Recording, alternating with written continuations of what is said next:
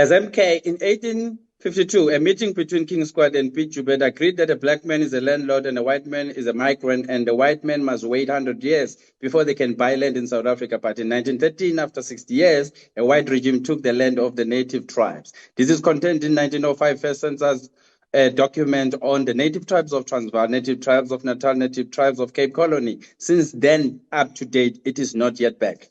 We visited the Daung Primary Co-op where we found Mr. Lata at Yankam Farm. We discovered that the evaluation of the farm was overpriced due to misrepresentation of evaluation report.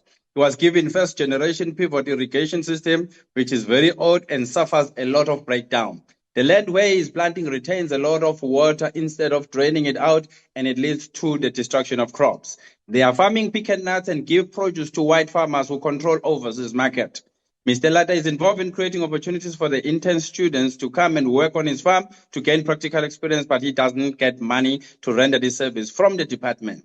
COVID-19 was a reason he didn't do well.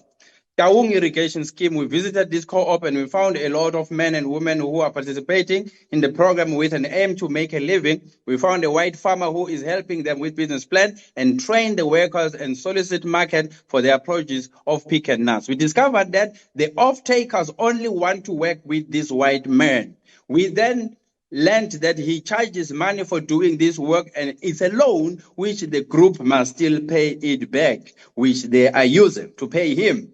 We learned also that this time they used the funding scheme on tribal land, which was a good experiment, which we are encouraging because farmers, they collude to sell their land knowing that there is money, whereas we could save money and maximize on production.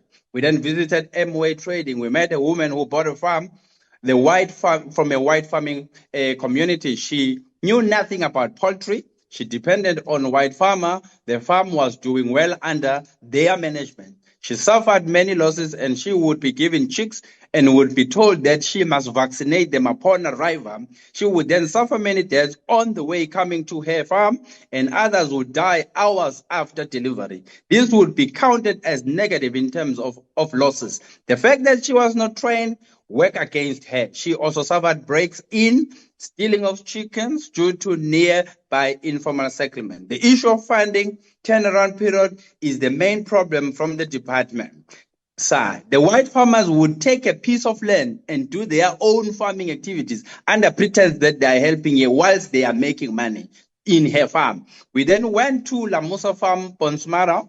This farmer is black and successful and is one of the shining examples. He's having his staff who have many years with him. We saw his cattle. He is the beef cattle farming region. He is a former miner but loves farming. We visited Mr. Mulamu, who is a self-sufficient but is not getting any support in terms of finance. We visited Lupafo Boerdery. This is a high-intensive commercial farmer.